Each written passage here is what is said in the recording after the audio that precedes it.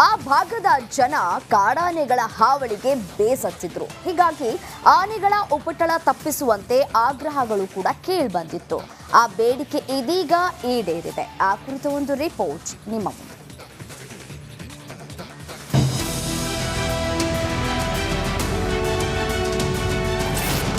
ಕಾಡಾನೆ ಹಾವಳಿ ತಪ್ಪಿಸಲು ಆನೆ ಶಿಬಿರ ಸ್ಥಾಪನೆ. ಕಾಫಿನಾಡು ಮಲೆನಾಡಿಗರಿಗೆ ಗುಡ್ ನ್ಯೂಸ್.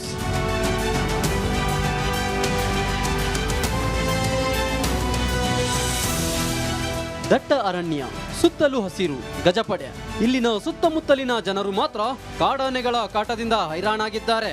ಹೌದು, ಕಾಫಿನಾಡು ಚಿಕ್ಕಮಗಳೂರಿನಲ್ಲಿ ಕಾಡಾನೆಗಳ ಉಪಟಳ ಹೆಚ್ಚಾಗಿತ್ತು. ಇದರಿಂದ ಇಲ್ಲಿನ ಜನರು ಬೇಸತ್ತು ಹೋಗಿದ್ರು. ಆದ್ರೀಗ ಇಲ್ಲಿನ ಜನರಿಗೆ ಗುಡ್ ನ್ಯೂಸ್ ಸಿಕ್ಕಿದೆ. ಇನ್ಮುಂದೆ ಜಿಲ್ಲೆಯ ಭದ್ರಾ ಅರಣ್ಯ ಧಾಮದಲ್ಲಿ ಆನೆ ಶಿಬಿರ ಸ್ಥಾಪನೆಯಾಗಲಿದೆ. ಇದರಿಂದ ಕಾಫಿನಾಡಿಗರ ಮೊಗದಲ್ಲಿ ಮಂದಹಾಸ ಮೂಡಿದೆ.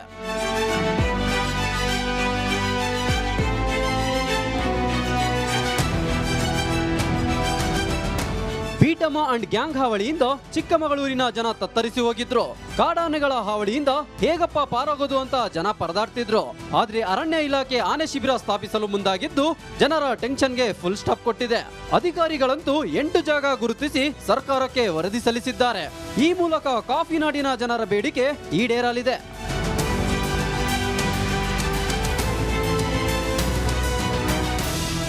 ಅರಣ್ಯ ಇಲಾಖೆ ವೈಲ್ಡ್ ರಿಸರ್ವ್ ಫಾರೆಸ್ಟ್ ನಲ್ಲಿ ಈಗಾಗಲೇ ಅರಣ್ಯ ಇಲಾಖೆ ಜಾಗ ಗುರುತಿಸಿದೆ.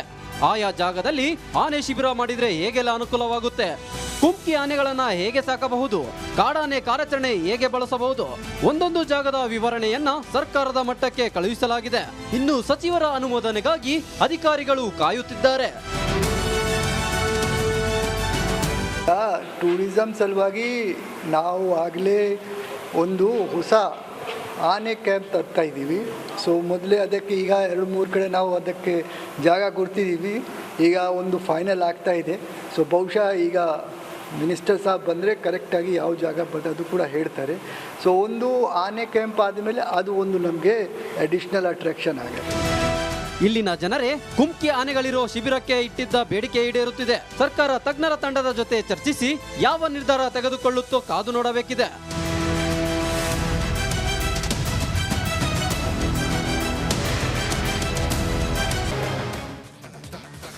Welcome back. Power star Puneeth Rajkumar ಕನ್ನಡಿಗರ ಪಾಲಿಗೆ ಆರಾಧ್ಯ ದೈವ. ಅವರು ನಮ್ಮನ್ನ ಅಗಲಿ ವರುಷಗಳೇ ಕಳೆದ್ರು ಅವರ ನೆನಪು ಮಾತ್ರ ಇನ್ನೂ ಜೀವಂತ. ಅಪ್ಪು ಅಭಿಮಾನಿಗಳಿಂದ ಒಂದಿಲ್ಲೊಂದು ಸ್ವಾಗತಾರ್ಹ ಕಾರ್ಯಗಳು ನಡೀತಲೇ ಇವೆ. ಇಲ್ಲಿ ಅಭಿಮಾನಿಯೊಬ್ಬರು ಅಂತಾರಾಷ್ಟ್ರೀಯ ಚೆಸ್ ಟೂರ್ನಮೆಂಟ್ ಆಯೋಜಿಸಿದ್ದಾರೆ. ಅದು ಎಲ್ಲಿ ಅಂತೀರಾ? ಹಾಗಿದ್ರೆ ಈ ಸ್ಟೋರಿ.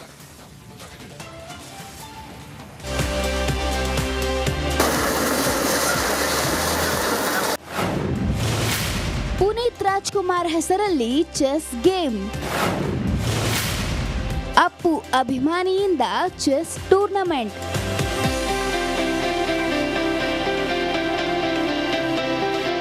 ಡಾಕ್ಟರ್ ಪುನೀತ್ ರಾಜ್ಕುಮಾರ್ ಅಂದ್ರೆ ಕನ್ನಡಿಗರ ಪಾಲಿಗೆ ಅದೇನೋ ಸಂಭ್ರಮ.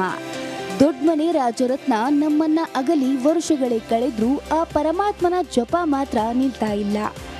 ಮೊನ್ನೆ ಹಾವೇರಿಯಲ್ಲಿ ಅಭಿಮಾನಿಯೊಬ್ಬ ಪುನೀತ್ ದೇವಸ್ಥಾನ ಕಟ್ಟಿಸಿ ಅಪ್ಪು ಅಜರಾಮರ ಎಂದಿದ್ರು. ಈಗ ಮತ್ತೊಬ್ಬ ಅಪ್ಪಟ ಅಭಿಮಾನಿ ಅಂತಾರಾಷ್ಟ್ರೀಯ ಚೆಸ್ ಟೂರ್ನಮೆಂಟ್ ಮಾಡುವ ಮೂಲಕ ಅಪ್ಪು ಸ್ಮರಣೆ ಮಾಡ್ತಿದ್ದಾರೆ.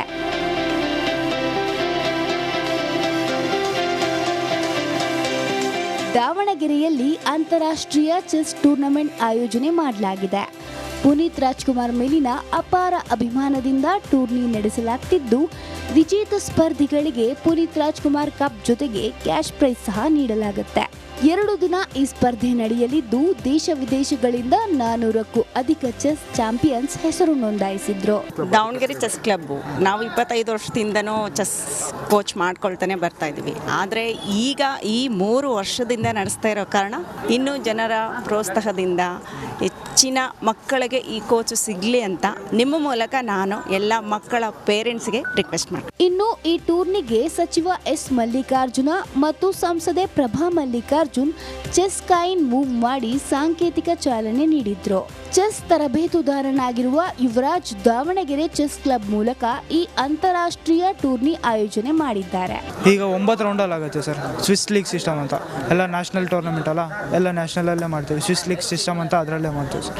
ಅದರಲ್ಲೇ ಪೇರಿಂಗ್ ಬರುತ್ತೆ, ಅದರಲ್ಲೇ ಸ್ಟ್ಯಾಂಡಿಂಗ್ಸ್, ಅದರಲ್ಲೇ ರಿಸಲ್ಟ್ ಎಲ್ಲ. ವಸಂತ್ ಸರ್ ಅಂತ ನ್ಯಾಷನಲ್ ಆರ್ಬಿಟರ್ ಬರ್ತಿದ್ದಾರೆ, ಇಂಟರ್ನ್ಯಾಷನಲ್ ಆರ್ಬಿಟರ್, ಮತ್ತು 8 ಜನ ಆರ್ಬಿಟರ್ ಬರ್ತಿದ್ದಾರೆ ಸರ್. ಯುವಕರ ಪಾಲಿಗೆ ಸ್ಫೂರ್ತಿ ಚಿಲುಮೆ ಆಗಿರುವ ಕರುನಾಡ ರತ್ನ ಪುನೀತ್ ರಾಜ್ಕುಮಾರ್ ಹೆಸರಿನಡಿ ಆಗುತ್ತಿರುವ ಸಮಾಜಮುಖಿ ಕೆಲಸಗಳು ನಿಜಕ್ಕೂ ಸ್ವಾಗತಾರ್ಹ ಮತ್ತು ಸಮಾಜಮುಖಿ ಕೆಲಸಗಳಾಗಲಿ ಅನ್ನೋದೇ ನಮ್ಮ ಆಶಯ. ಕ್ಯಾಮರಾಮನ್ ನಿಮ್ಮ ಮುಂದೆ. ವಕೀಲರು ಪುರಸಭೆ ಮುಖ್ಯಾಧಿಕಾರಿ ಮಧ್ಯೆ ಮಾರಾಮಾರಿ. ಸರ್ಕಾರಿ ಜಾಗ ಒತ್ತುವರಿ ತೆರವಿನ ವಿಚಾರವಾಗಿ ಕಿತ್ತಾಟ. ಆಸ್ಪತ್ರೆ ಬೆಡ್ ಮೇಲೆ ಮಲಗಿರುವ ಅಧಿಕಾರಿ, ಪುರಸಭೆ ಪೌರ ಕಾರ್ಮಿಕರಿಂದ ದಿಢೀರ್ ಪ್ರತಿಭಟನೆ. ಎಲ್ಲ ಘಟನೆಗಳು ನಡೆದಿದ್ದು ಬೆಳಗಾವಿ ಜಿಲ್ಲೆಯ ಅಥಣಿಯಲ್ಲಿ. ಸರ್ಕಾರಿ ಜಾಗ ಒತ್ತುವರಿ ತೆರವಿಗೆ ವಿಚಾರವಾಗಿ ಚರ್ಚೆ ಮಾಡುವಾಗ ಮಾತಿಗೆ ಮಾತು ಬೆಳೆದಿದೆ. ಪುರಸಭೆ ಕಚೇರಿಯಲ್ಲಿ ವಕೀಲರು ಮತ್ತು ಮುಖ್ಯಾಧಿಕಾರಿ ನಡುವೆ ಗಲಾಟೆಯಾಗಿ ಮಾರಾಮಾರಿ ನಡೆದಿದೆ. ಮುಖ್ಯಾಧಿಕಾರಿ ಅಶೋಕ ಗುಡಿಮನಿ ಮೇಲೆ ನ್ಯಾಯವಾದಿ ಮಿತೇಶ್ ಪಟ್ಟಣ ಹಲ್ಲೆ ಮಾಡಿ ಕೊಲೆ ಬೆದರಿಕೆ ಹಾಕಿದ್ದಾರೆ ಎಂಬ ಆರೋಪ ಕೇಳಿಬಂದಿದೆ. ಇನ್ನು ಗಲಾಟೆಯಲ್ಲಿ ಮುಖ್ಯಾಧಿಕಾರಿ ಅಶೋಕ ಗುಡಿಮನಿ ಅಸ್ವಸ್ಥಗೊಂಡು ಅಥಣಿ ಸರ್ಕಾರಿ ಆಸ್ಪತ್ರೆಯಲ್ಲಿ ಚಿಕಿತ್ಸೆ ಪಡೆದಿದ್ದಾರೆ. ಬಳಿಕ ನನಗೆ ಜೀವ ಭಯ ಇರುವ ಕಾರಣ ದೂರು ದಾಖಲು ಮಾಡುವ ಬಗ್ಗೆ ಆಲೋಚನೆ ಮಾಡ್ತಿರುವುದಾಗಿ ತಿಳಿಸಿದ್ರು. ಮಾಡ್ತೀವಿ ಅಂತ ಹೇಳಿದ್ರು, ಹಿಂಗಾಗಿ ನಾನು FIR ಮಾಡಿಸ್ತಿಲ್ಲ. ಇದರಿಂದ FIR ಮಾಡಿಸ್ತಿಲ್ಲ. ನನಗೆ ಅವರು ಬಡದಲ್ಲಿ ಹೊಡಿತಕ್ಕೆ ನನಗೆ ಆರಾಮ ಮಾಡಿಸ್ಲಿಲ್ಲ. ಈ ಕಡೆ ಹಾಸ್ಪಿಟ್ಲಿಗೆ ಬಂದ ಟ್ರೀಟ್ಮೆಂಟ್ ಮುಗಿಸ್ಕೊಂಡು ಮನೆಗೆ ಹೋಗಿ ಅದೇ FIR ಮಾಡೋದ್ರ ಬಗ್ಗೆ FIR ಏನು ಮಾಡಿದ್ರು. ಇಲ್ಲಿ ಹಾಸ್ಪಿಟ್ಲಿಗೆ ಬಂದಾಗಲೂ ಹೇಳಿ ಹೋಗಿದ್ರು, ನೀನು FIR ಮಾಡಿಸಿದ್ರೆ ನೀನು ಬಿಡಲ್ಲ. ಇನ್ನು ಘಟನೆ ಕುರಿತು ನ್ಯಾಯವಾದಿ ಮಿತೇಶ್ ಪಟ್ಟಣ ಪ್ರತಿಕ್ರಿಯೆ ಕೊಟ್ಟಿದ್ದು, ನಾನು ವಿವಾದಿತ ಪ್ರಕರಣದ ಕುರಿತು ಮಾಹಿತಿ ಕೇಳಿದ್ದಕ್ಕೆ ಸರಿಯಾಗಿ ಮಾಹಿತಿ ನೀಡಿಲ್ಲ. ಇದರಿಂದಾಗಿ ನೂಕುನುಗ್ಗಲು ಆಗಿದ್ದು ಸತ್ಯ. ಆದರೆ ನಾನು ಹಲ್ಲೆ ಮಾಡಿಲ್ಲ ಅಂತ ಸಮಜಾಯಿಸಿ ಕೊಟ್ಟರು. ಈಗ ನಾವು ಹೋದಂಥವ್ರು 3 ಮಂದಿ ವಕೀಲರು, ಒಬ್ಬರು 20 ವರ್ಷ ಪ್ರಾಕ್ಟೀಸ್ ಮಾಡಿದಂಥ ಶಶಿ ಬಾಡಿ ವಕೀಲರು, ನಮ್ಮದು 10-12 ವರ್ಷ ಪ್ರಾಕ್ಟೀಸ್ ಆದಂಥ ನಾವು, ನಮ್ಮ ಜೋಡಿ ನಮ್ಮ ಜೂನಿಯರ್ ವಕೀಲರು ಬಂಗಾರ ವಕೀಲರು ಬಂದಿದ್ರು. ಈಗ ನಮ್ಮ ಎಲ್ಲ ವಕೀಲರ ಮೇಲೆ ಹಲ್ಲೆ ಮಾಡಿದ್ದಾರೆ ಅಂದರೆ ಈಗ ದೊಡ್ಡ ನನಗೆ ಅಷ್ಟಲ್ಲ, ಎಲ್ಲ ವಕೀಲರ ಸಮುದಾಯಕ್ಕೆ ಹಲ್ಲೆ ಆಗಿದ್ದು. ಯಾಕಂದ್ರೆ ನಾವು ಸಾರ್ವಜನಿಕವಾಗಿ ಹಿತಾಸಕ್ತಿ ಬಗ್ಗೆ ಕೇಳಕ್ಕೆ ಹೋಗಿದ್ದೆವು, ನಮ್ಮ ವೈಯಕ್ತಿಕವಾಗಿ ಯಾವುದೂ ಇಲ್ಲ ಅಲ್ಲಿ. ಈ ಬೆನ್ನಲ್ಲೇ ಮುಖ್ಯಾಧಿಕಾರಿ ಮೇಲಿನ ಹಲ್ಲೆಯನ್ನು ಖಂಡಿಸಿ ಅಥಣಿ ಪುರಸಭೆಯ ಪೌರ ಕಾರ್ಮಿಕರು ದಿಢೀರ್ ಪ್ರತಿಭಟನೆ ನಡೆಸಿ ವಕೀಲರ ಬಂಧನಕ್ಕೆ ಆಗ್ರಹಿಸಿದರು. ಒಟ್ನಲ್ಲಿ ಸಮಾಜದಲ್ಲಿ ಜವಾಬ್ದಾರಿಯುತ ಸ್ಥಾನದಲ್ಲಿರುವವರೇ ಹೀಗೆ ಅಸಭ್ಯ ವರ್ತನೆ ತೋರಿದ್ರೆ ಹೇಗೆ ಅಂತ ಸಾರ್ವಜನಿಕರು ಪ್ರಶ್ನೆ ಮಾಡುವಂತಾಗಿದೆ. Sanju Arabhavi, republic Kannada, Chikkodi.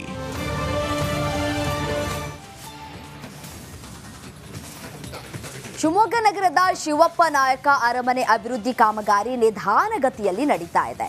Smart city ಅಧಿಕಾರಿಗಳ ವಿಳಂಬ ಧೋರಣೆಯಿಂದ ಪ್ರವಾಸಿಗರಿಗೆ ನಿರಾಸೆಯಾಗಿದೆ. ಈ ಕುರಿತ ಸಂಪೂರ್ಣ ವರದಿ ಇಲ್ಲಿದೆ ನೋಡಿ.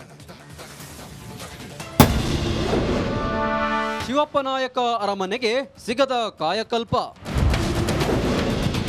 ಕಾಲಮಿತಿಯಲ್ಲಿ ಕಾಮಗಾರಿ ಮುಗಿಸದೆ ವಿಳಂಬ. ಇದು ಶಿವಪ್ಪ ನಾಯಕನ ಅರಮನೆ. ಶಿವಮೊಗ್ಗ ಜಿಲ್ಲೆಯ ಐಕಾನ್ ನಂತಿರುವ ಈ ಅರಮನೆ ನವೀಕರಣದ ಕಾಮಗಾರಿ ಕಳೆದ 2 ವರ್ಷಗಳಿಂದ ನಡೆಯುತ್ತಿದೆ. ಕಾಲಮಿತಿಯೊಳಗೆ ಕಾಮಗಾರಿ ಮುಗಿಸದೆ